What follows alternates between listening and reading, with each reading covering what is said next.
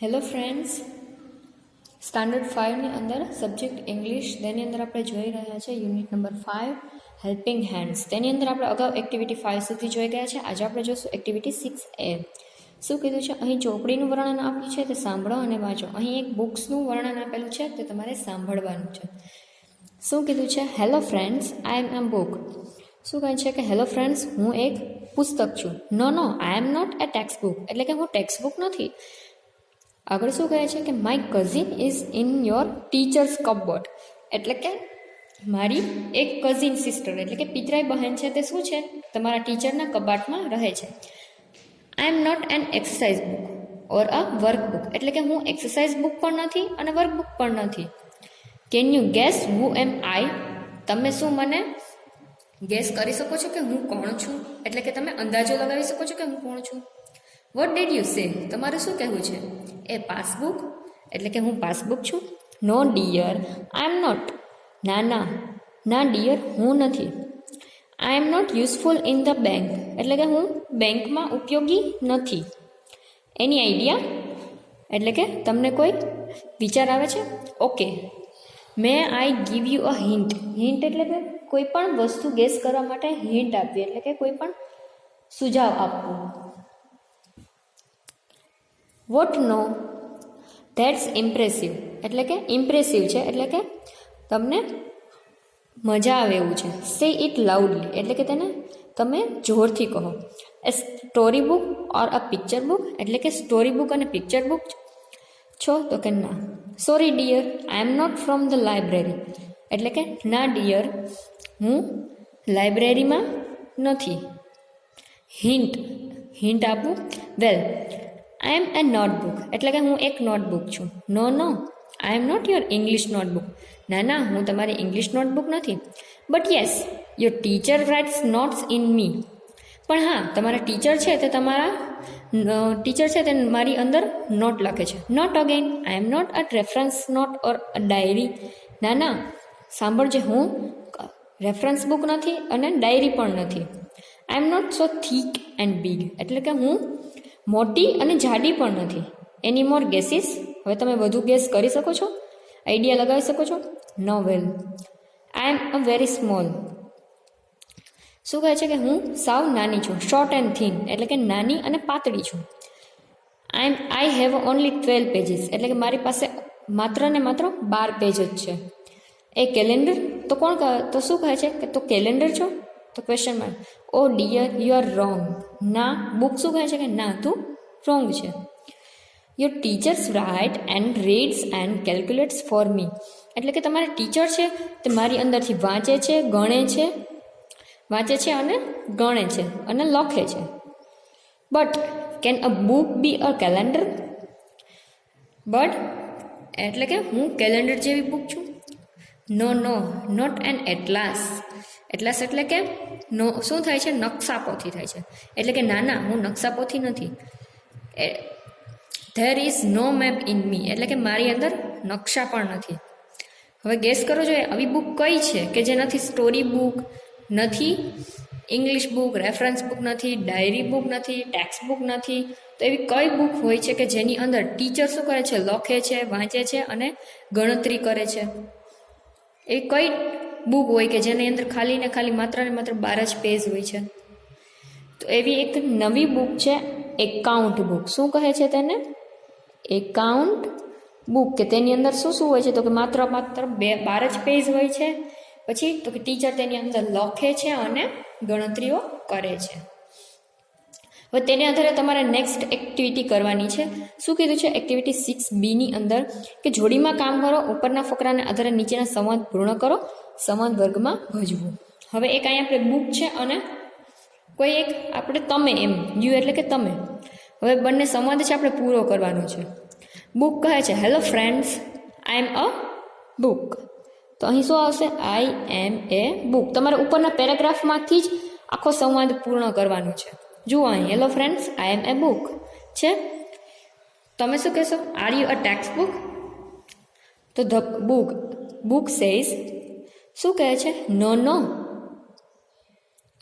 I am not a text book, એટલે કે I am not a textbook. My cousin is in your teacher's cupboard. તો તમે શું કહો છો? You are an exercise book. Book says, I am not an exercise book or a workbook. Can you guess who I am? Book શું કહે છે? Can you guess who I am?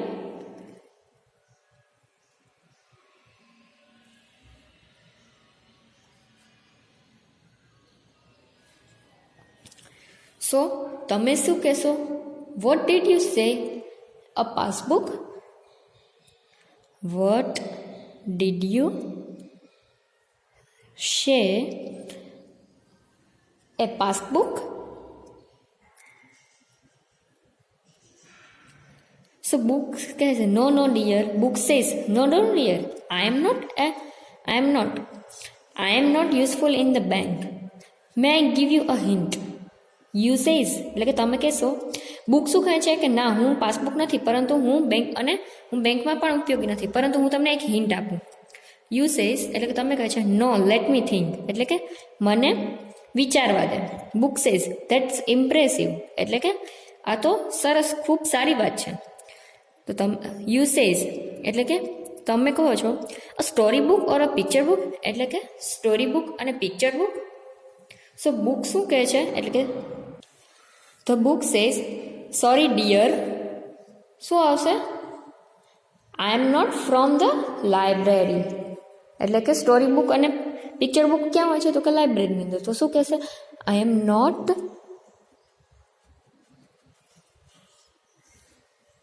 From the library.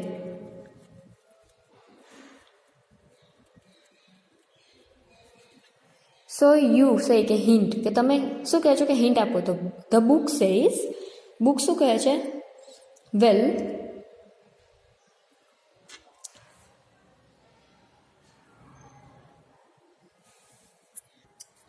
I am A notebook, એટલે કે book શું કહે છે કે હું એક નોટબુક છું. તો તમે શું કહેશો? You are English notebook. તો એટલે કે તું ઇંગ્લિશની નોટબુક છે.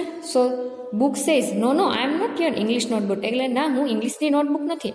તો તમે શું કહેશો કે yes my teachers write notes in you.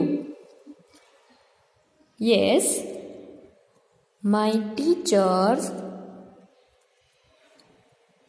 Rights notes in you. The book says, not again. I am not a reference note or a diary. I have only 12 pages. તો બુક શું કહે છે? ના, હું એ નથી, હું એક રેફરન્સ બુક પણ નથી અને ડાયરી પણ નથી. તો તમે શું કહે છો કે 12 પેજીસ છે? તો તમે કેવી રીતે ગેસ કરશો? તો એ કેલેન્ડર. શું કહેશો? A calendar. So book says, oh dear you are wrong, એટલે કે ના, તો ખોટું છે. તો અગેન તમે ગેસ કરશો અને કહેશો, can you book be a calendar? The book says, there is no ma'am. અથવા તો તમે એમ કહેશો કે atlas. No not an atlas, એટલે કે એટલાસ બુક છો. તો બુક શું કહે છે કે નો આઈ એમ નોટ એટલાસ, એટલે કે there is no map in me, એટલે કે મારી અંદર નકશા નથી. I am an account book. આ હતો એક્ટિવિટી 6th બી અને તેની રેફરન્સ, એટલે કે આપણે સંવાદ પૂર્યો કર્યો છે. હવે ત્યારબાદ છે નેક્સ્ટ એક્ટિવિટી 6th સી. શું કીધું છે કે જોડીમાં કામ કરો. આ ફકરામાં કેટલા પ્રકારની બુક્સના નામ આવે છે અહીં લખો. એટલે કે અહીં આ પેરેગ્રાફની અંદર કેટલી બધી બુક આવેલી છે તે આપણે અહીં લખશું. તો પહેલાં શું આવેલી હતી? તો કે ટેક્સ્ટ બુક છે. તમારી બુક તમારે પેરેગ્રાફમાં જોતું જવાનું છે. ત્યારબાદ જ તમારે વિડીયો પોઝ કરીને પહેલાં લખવાનું અને પછી જોવાનું કે તમે સાચા છો કે નહીં. ત્યારબાદ એક્સરસાઇઝ બુક આવેલી હતી. The next work book, passbook. પછી કઈ બુક આવેલી હતી? તો કે સ્ટોરી બુક, પિક્ચર બુક. ઘણી બધી બુક આવેલી હતી. તમારે વિડીયો પોઝ કરી અને પહેલાં તમારે લખવાનું છે, પછી મારા લખેલામાં જોવાનું છે. નોટબુક, ઇંગ્લિશ બુક,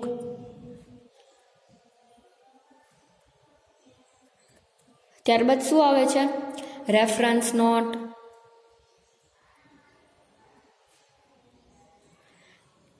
ત્યારબાદ એટલાસ એટલે કે નકશા પોથી આવેલી છે, ત્યારબાદ એકાઉન્ટ બુક,